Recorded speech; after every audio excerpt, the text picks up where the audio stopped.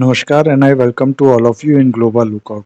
दोस्तों, recently Supreme Court ने ये ऑर्डर दिया है सेंटर को कि वो फाइनेंस कमीशन से कंसल्ट करे और ये फाइंड आउट करे कि ये जो फ्रीबीज जो डिफरेंट स्टेट गवर्नमेंट दे रही है लोगों को, या फिर जो पॉलिटिकल पार्टीज इलेक्शन से पहले अनाउंस करती हैं, इसको कैसे रेगुलेट किया जा सकता है और रेगुलेट किया जा सकता है कि नहीं। और इससे पहले अप्रैल के महीने पे जो इलेक्शन कमीशन ऑफ इंडिया है, ये सुप्रीम कोर्ट में ऑलरेडी ये बोल चुका है कि उसके पास इनफ पावर नहीं है कि वो इसको रेगुलेट कर सके या फिर वो पॉलिटिकल पार्टी जो ये अनाउंस करती हैं उसके खिलाफ कोई एक्शन ले सके। तो आजकल काफी डिस्कशन चल रही है फ्रीबीज के टॉपिक पे। रिसेंटली पीएम मोदी ने भी एक स्पीच में इसको देश के लिए खतरा बताया है और इसको रेवड़ी कल्चर का नाम दिया है। और कई लोग ऐसे भी हैं जो इसको सपोर्ट करते हैं, लेकिन वो जो लोग इसको सपोर्ट करते हैं उनका भी ये मानना है कि जो रेकलेसली और इररिस्पॉन्सिबल तरीके से पॉलिटिकल पार्टी अनाउंस करती है फ्रीबीज, वो गलत है और उसको बंद होना चाहिए। तो क्या होता है फ्रीबीज, क्यों इसे कहा जा रहा है कि देश के लिए खतरा है, और क्या आर्गुमेंट इसके सपोर्ट में दिए जा रहे हैं, ये सब हम लोग डिस्कस करेंगे इस वीडियो में। और भी बहुत कुछ आपको जानने को मिलेगा,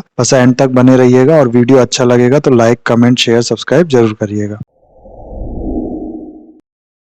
और दोस्तों, आपने अक्सर पॉलिटिकल पार्टीज को इलेक्शन से पहले ये अनाउंस करते हुए सुना होगा, अगर हमारी सरकार बनी तो बिजली फ्री, पानी फ्री, या वुमेन्स के लिए अलग अलग सर्विस फ्री कर देंगे हम लोग। और बहुत बार जो फ्री में पैसे लोगों को देने का अनाउंसमेंट किया जाता है, जो बेरोजगार हैं उसको। कई बार फार्मर्स के लिए बहुत सी सर्विस फ्री दी जाती है, कई बार उनके लोन माफ कर दिए जाते हैं, उनको सीट्स के लिए पैसे दिए जाते हैं या फिर सिर्फ फ्री में सीट्स दिया जाता है। यहाँ तक जो पीडीएस सिस्टम है, जो राशन हम लोग को मिलता है फ्री में या बहुत कम रेटों में पीडीएस से, ये भी फ्रीबीज ही है।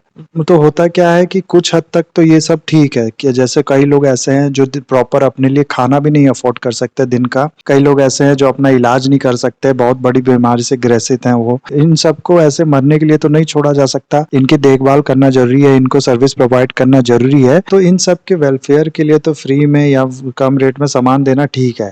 लेकिन हाल में देखा गया है कि जब सिर्फ इलेक्शन जीतने के लिए कई पॉलिटिकल पार्टीज ऐसी हैं जो बहुत से इररिस्पॉन्सिबल और अनइम्प्लीमेंटेबल चीजों का अनाउंसमेंट कर देती हैं कि हमारी सरकार बनेगी तो हम ये आपको देंगे, जिससे फ्यूचर में इंडिया के लिए एक बहुत बड़ा खतरा भी खड़ा होता जा रहा है। और इसको रोकना तो नहीं कहूंगा, लेकिन इसको नहीं रेगुलेट किया गया ढंग से तो हो सकता है कि फ्यूचर में ये एक बड़ी प्रॉब्लम खड़ी कर दे इंडिया के लिए। फ्रीबीज से होता क्या है, सबसे पहले तो देखो ये मैक्रो इकोनॉमिक डिस्टर्ब कर देता है। जो डिमांड सप्लाई का कॉन्सेप्ट है वो बिल्कुल काम करना बंद कर देता है फ्रीबीज के बाद, क्योंकि लोगों को पैसा नहीं देना या फिर कम पैसा देना है उस सर्विस में जिसमें फ्रीबीज दी जा रही है, इसलिए उनका जो डिमांड है वो प्राइस से इन्फ्लुएंस नहीं होता है, और डिमांड की जो इंक्रीज है वो अनगिनत होती है, इरेशनल होती है।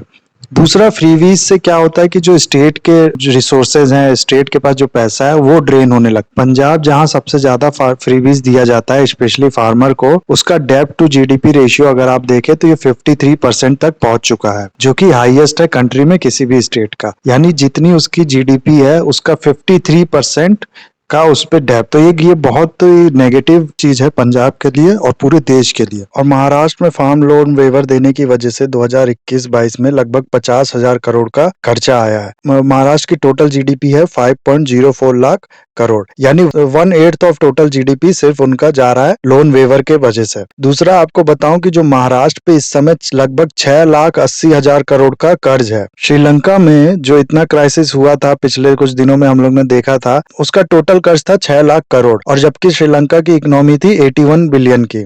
और वहीं महाराष्ट्र पे इस समय 6,80,000 करोड़ का कर्ज है, जो कि बराबर ही है लगभग श्रीलंका के कर्ज के, लेकिन इसकी जो टोटल जीडीपी है वो 51 बिलियन की है, यानी 30 बिलियन कम है श्रीलंका की जीडीपी से। श्रीलंका में भी इलेक्शन से पहले ये वादे किए गए थे हमारी गवर्नमेंट बनेगी तो हम वैट माफ कर देंगे, यानी वैल्यू एडेड टैक्स कम कर देंगे, और बहुत से टैक्स को कम कर देंगे। जिसके बाद गवर्नमेंट बनी तो ये टैक्स कम भी कर दिए गए, और उसी का नतीजा है जो श्रीलंका में इतना बड़ा इकोनॉमिक क्राइसिस खड़ा हुआ है। तो यहाँ से भी सीखने की जरूरत है कि श्रीलंका में भी जो हुआ है वो भी फ्रीबीज के चक्कर ही में हुआ है, और इंडिया में भी जो इतना फ्रीबीज दिया जा रहा है पॉसिबल है। वैसे तो इंडिया की जो सेंट्रल गवर्नमेंट है वो बहुत मजबूत मजबूत है, वो बहुत हद तक बचा लेगी स्टेट्स को, लेकिन इसको नकारा नहीं जा सकता है कि ये पॉसिबल है कि इंडिया में भी कई स्टेट्स में वैसा क्राइसिस क्रिएट हो सके। दूसरा, फ्रीबीज से होता क्या है, ये एक नेवर एंडिंग साइकिल की तरह होता है। जैसे एक पॉलिटिकल पार्टी अनाउंस कर रही है कि हम ये चीज फ्री देंगे, दूसरी पॉलिटिकल पार्टी compete करने के लिए और इससे बड़ी चीज अनाउंस करेगी, फिर तीसरी पॉलिटिकल पार्टी और बड़ी चीज अनाउंस करेगी, और ऐसे ही इलेक्शन दर इलेक्शन ये फ्री की जो अनाउंसमेंट है वो बढ़ती जाती है। और जो इंपॉर्टेंट सोशल या बाकी मुद्दे हैं उनको हटा के इनको ज्यादा इंपॉर्टेंस दी जाने लगती है मैनिफेस्टो में। तो क्या होता है कि जो इंपॉर्टेंट मुद्दे हैं वहां से लोगों का दिमाग हटा दिया जाता है पूरी तरह,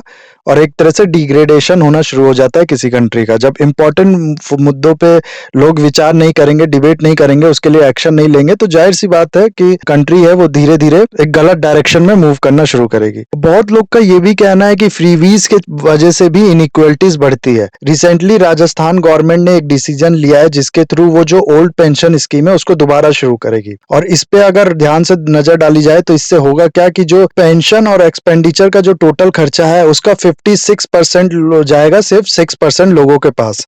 तो इससे इतना ज्यादा इनइक्वलिटीज क्रिएट हो जा रहा है। और ये चीज समझना मुश्किल नहीं है कि अक्सर होता क्या है कि ये फ्रीबीज देने के लिए गवर्नमेंट को पार्टी इलेक्शन से पहले तो पार्टी अनाउंस कर देती है, लेकिन फिर जब गवर्नमेंट बनती है इन सबको देने के लिए जो गवर्नमेंट होती है उसको लोन लेना पड़ता है, जिसकी वजह से फिर उसका जो इंटरेस्ट होता है वो चुकाना पड़ता है कई सालों तक। इससे क्या होता है, जो सही जगह पैसा लगना था वो नहीं लग पाता है और बहुत हद तक पैसा चला जाता है इंटरेस्ट में। ऐसे ही एक एग्जाम्पल दूं अगर मैं आपको आंध्र प्रदेश का, तो लगभग 13% जीडीपी का वो सिर्फ पे करते हैं पुराने लोन के इंटरेस्ट में। यानी खुद अंदाजा लगाइए आप, आपके पास अगर 8 रुपए हैं तो उसमें से सिर्फ 1 रुपए आपका चला जा रहा है बिना किसी रिजल्ट के, पुराने जो आपने गलत काम किए हैं, पुराने जो लोन लिए हैं उसके पेमेंट में। और कभी भी फ्री की चीज ना एक फॉल्स सेंस ऑफ सिक्योरिटी देती है। लोगों को लगता है कि जो अवेबिलिटी है इस चीज की वो बहुत ज्यादा है। जैसे कोई गवर्नमेंट अगर फ्री इलेक्ट्रिसिटी अनाउंस कर रही है तो होगा क्या कि हम लोग बहुत लैक्स हो जाएंगे। आप रूम से बाहर निकलने के बाद लाइट नहीं बंद करेंगे, पंखा नहीं बंद करेंगे। इससे क्या होगा कि जिन रिसोर्सेज का यूज कर इलेक्ट्रिसिटी जनरेट की गई है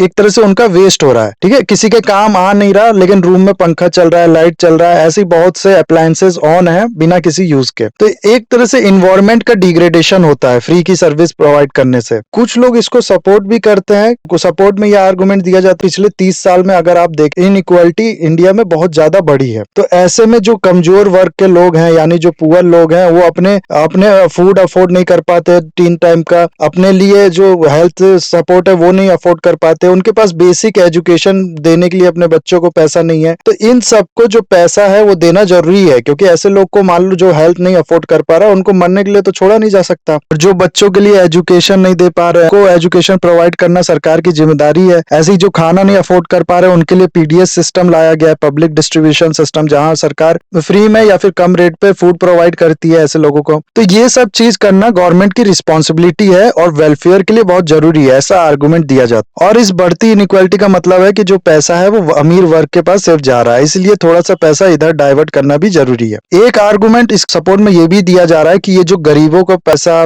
बिजली, ये सब दिया जा रहा है, लोग इस पे डाउट उठाते हैं।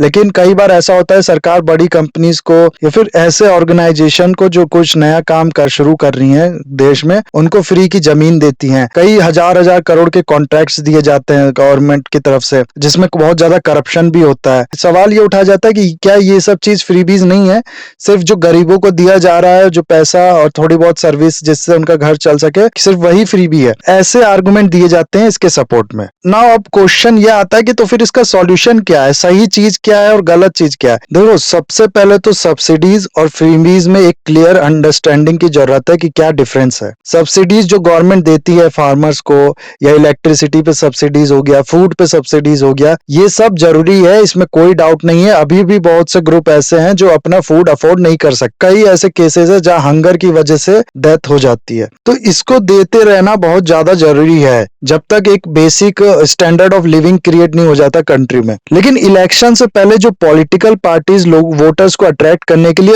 इररिस्पॉन्सिबल अनाउंसमेंट करती है कि हम ये फ्री कर देंगे, हम वो फ्री कर देंगे, इस चीज को रेगुलेट करने की बहुत ज्यादा जरूरत है। जितना हो सके इसमें कमी लाने की जरूरत है। तो सबसे पहले तो सब्सिडीज और फ्रीबीज में अंतर जानने की जरूरत है। दूसरा, बहुत लोग ऐसे हैं जो ये कहते हैं कि इसके सॉल्यूशन ये है कि हम लोग जो ईसी है, इलेक्शन कमीशन ऑफ इंडिया, इसको स्ट्रेंथन कर दें, ताकि ये जो पॉलिटिकल पार्टीज अनाउंसमेंट करती हैं कि ये फ्री कर देंगे, वो फ्री कर देंगे इलेक्शन से पहले, को उस पे एक्शन ले सके। लेकिन मेरे से अगर मेरे पर्सनल व्यूज अगर आप इस बारे में पूछे, तो with all due respect of people जिनका ये व्यू है कि ईसी को स्ट्रेंथन करना चाहिए, मैं इसके खिलाफ हूँ। मेरे पर्सनल व्यू है कि ये चीज ठीक नहीं होगा, क्योंकि डेमोक्रेटिक नेशन की पहली रिक्वायरमेंट है कि उस देश में फ्री और फेयर इलेक्शन हो। और अगर किसी पार्टी को ऐसे बैन किया जा रहा है क्योंकि उनकी जो आइडियोलॉजी है या उनकी जो पॉलिसी है उसको हम सोचते हैं कि वो गलत है, ये डेमोक्रेटिक कंट्री में ऐसा नहीं होना चाहिए। ये एक तरह से दूसरी पार्टी को फेवर करने की तरह हो गया, तो ये चीज तो नहीं होनी चाहिए। इससे ज्यादा बेटर ये होगा कि हमारी जो कॉमन पीपल है उनको एजुकेट किया जाए। यूएस में क्या होता है कि यूएस के एक पॉलिटिशियन है बर्नी सैंडर्स, जो हर बार इलेक्शन से पहले ऐसे ही अनगिनत और इररिस्पॉन्सिबल और बिना सिर पैर के अनाउंसमेंट करते हैं कि मैं ये फ्री कर दूंगा, जो स्टूडेंट्स है उनका पूरा लोन माफ कर दूंगा, ऐसा ऐसा अनाउंसमेंट करते हैं। लेकिन उनके इसी अनाउंसमेंट की वजह से वो कभी प्रेसिडेंट नहीं बन पाए यूएस के। क्यों? क्योंकि वहां की जो पॉपुलेशन है वो अवेयर है, वो एजुकेटेड है। तो इसलिए तो इससे ये पता चलता है कि हम लोगों को अगर जागरूक करें, उनको अवेयर करें, तो उसका एक पॉजिटिव रिजल्ट इसमें मिल सकता है। और दूसरा, जरूरत है कि जो physical responsibility and budget management act है उसको दोबारा रिविजिट किया जाए, उसमें इंपॉर्टेंट चेंज लाया जाए और उसको और स्ट्रिक्ट बनाया जाए। बहुत लोग को इस एक्ट के बारे में पता होगा, जिसको नहीं पता होगा उसको मैं बता दूं कि ये एक्ट बेसिकली जो गवर्नमेंट है उस पे कंडीशन लगाता है कि वो आने वाले कुछ सालों में जो उसके ऊपर डेप्थ है उसको कम करेंगी, ऐसा गवर्नमेंट को टारगेट दिया हुआ है। तो इससे क्या होगा कि जब गवर्नमेंट पे ऑब्लिगेशन होगा कि वो कुछ उसको जो अपना डेप्थ है इतना ही मैनेज करके चलना है, तो जो इररिस्पॉन्सिबल फ्रीवीज हैं वो नहीं दे पाएगी, क्योंकि देगी तो उसको लोन लेना पड़ेगा और एक लिमिट के बाद लोन लेना इस एक्ट के अगेंस्ट होगा। तीसरा, जरूरत है कि ट्रांसपेरेंसी को इंप्रूव किया जाए, जिससे ये पता लग जाए कि जो पैसा दिया जा रहा है आखिर में वो जो बेनिफिशरीज हैं उनके पास पहुंच भी रहा है कि नहीं। कई बार ऐसा होता है कि बिचौलिए जो है वही पैसा खा जाते हैं बहुत हद तक, इसलिए ट्रांसपेरेंसी को भी इंप्रूव करना जरूरी है। और रिसेंटली जो 15th फाइनेंस कमीशन थे उसके चेयरमैन जो थे एनके सिंह, उनका भी ये कहना है कि जो इस तरह के अनाउंसमेंट है ये देश को खतरे की ओर ले जा सकते हैं, एक पॉलिटिकल डिजास्टर की ओर ले जा सकते हैं। जैसा श्रीलंका में हुआ है वैसा हालांकि चांसेस कम है, लेकिन इंडिया में भी रिपीट हो सकता है। इसलिए जरूरी है इस चीज को रोकने की। बहुत लोग ऐसे भी हैं जिनका ये कहना है कि ये एक तरीका है जो रूलिंग पार्टी है इंडिया में उसका, कि बाकी जो पार्टीज है उनको बदनाम कर सके। क्योंकि फ्रीबीज जब भी हम बात करते हैं तो आप दिमाग में भी और सबके दिमाग में एक नाम जरूर आता होगा, वो है दिल्ली की आप गवर्नमेंट का। हालांकि मेरे जो व्यूज हैं वो इससे बहुत अलग है। मेरा ये मानना है कि इसको रेगुलेट करने की जरूरत है बहुत हद तक। इससे स्टेट के रिसोर्सेज पे ड्रेन पर और एक तरह से पैसा उस जगह जा रहा है जहां से रिटर्न में सरकार को कुछ नहीं आ रहा है। और दूसरा, जैसा कि मैं पहले भी बोल चुका हूँ, सब्सिडीज और फ्रीबीज में एक क्लियर अंडरस्टैंडिंग बिठाने की जरूरत है और बहुत स्मार्टली ये डिसाइड करने की जरूरत है कि कितना फ्री का देना ठीक है और कितना नहीं है, क्या क्या देना ठीक है और क्या क्या पॉलिटिकली मोटिवेटेड है। तो यहाँ मैं आपसे भी आपके व्यूज पूछूंगा कि आपको क्या लगता है कि ये जो फ्रीबीज है, जो इतने इररिस्पॉन्सिबल फ्रीबीज की बात हो रही है, सिर्फ इररिस्पॉन्सिबल की बात कर रहा हूँ, जो वेलफेयर के लिए दिए जा रहे हैं वो नहीं, उसको रेगुलेट करना जरूरी है या नहीं है? और क्या वाकई ही ऐसा हो रहा है देश में कि इररिस्पॉन्सिबिलिटी अनाउंसमेंट किए जा रहे हैं या फिर ये सिर्फ एक पॉलिटिकल वॉर है? इसका जवाब दीजिए मेरे को कमेंट में और साथ ही साथ मेरे को इजाजत दीजिए। वीडियो अच्छा लगा तो इसका लाइक, कमेंट, शेयर, सब्सक्राइब जरूर करिएगा। That's it for the video guys. Have a nice day. Take care.